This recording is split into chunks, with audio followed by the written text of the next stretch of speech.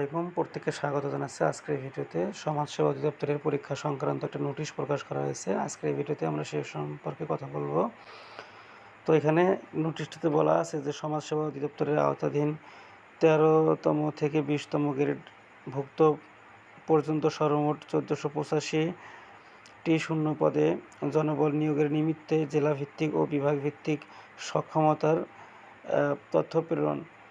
উপযুক্ত বিষয়ের পরিপ্রেক্ষিতে জানা যাচ্ছে যে সঙ্গে ২০তম গ্রেডভুক্ত ৫২ ক্যাটাগরি ২৮৫টি শূন্য পদে জনবল নিয়োগের নিমিত্ত সংশোধিত নিয়োগ বিজ্ঞপ্তি প্রকাশিত হয়। টেলিটক থেকে প্রাপ্ত তথ্য অনুযায়ী চাকরি প্রার্থীর সংখ্যা ২১,২৩,৭৬ জন। এরপরে বলা হয়েছে যে ১৩/৭/২০২৬ তারিখে অনুষ্ঠিত বিভাগীয় নিয়োগ পদোন্নতি টাইম স্কেল সিলেকশন গ্রেড প্রদান কমিটির সভায় জেলাভিত্তিক এবং বিভাগভিত্তিক পরীক্ষা গ্রহণের সক্ষমতার তথ্য চেয়ে সকল বিভাগীয় পরিচালক বরাবর প্রেরণের সিদ্ধান্ত গৃহীত হয়। সে পরিপ্রেক্ষিতে জেলাভিত্তিক এবং বিভাগভিত্তিক পরীক্ষা গ্রহণের সক্ষমতার বিস্তারিত তথ্য প্রয়োজন।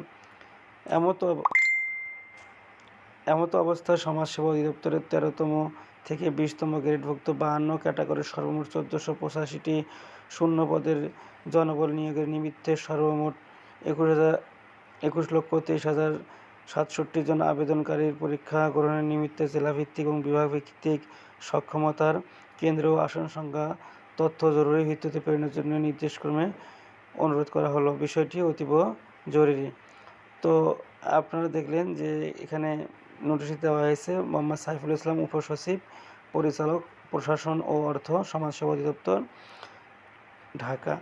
সো এখানে এই নোটিশটি দেওয়া আছে এবং এই নোটিশটির মাধ্যমে আমরা জানলাম যে সমাজসেবা পরীক্ষার যে আসন সংখ্যা এটা বিভাগ এবং জেলা ওয়াইজ জানানোর ব্যাপারে একটা তথ্য চেয়েছে যে আসন সংখ্যা কীরকম আছে এবং ২১,২৩,০০০ যেহেতু পরীক্ষা দিবে তার মানে এখানে খুবই প্রতিযোগিতা হবে এবং আপনারা যারা পরীক্ষা দেবেন সমাজসেবা অধিদপ্তরে তারা আপনারা এখন থেকেই প্রিপারেশনটা একটু ভালো করে নেন এবং খুব সম্ভবত যে আপনারা জুলাই মাসের শেষের দিকে অথবা আগস্টের প্রথম সপ্তাহে পরীক্ষার নোটিশ পেয়ে যাবেন।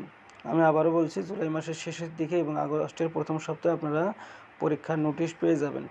সো বিষয়টা খুবই গুরুত্বপূর্ণ এবং আপনারা এখন থেকে সমাজসেবার জন্য প্রস্তুতি নেন। তো এটি ছিল মূলত আজকের এই ভিডিওটি। যদি ভিডিওটি ভালো লেগে থাকে অবশ্যই চ্যানেলটি সাবস্ক্রাইব করে বেল বাটনটি অল প্রেস করে দেবেন। Thanks for watching.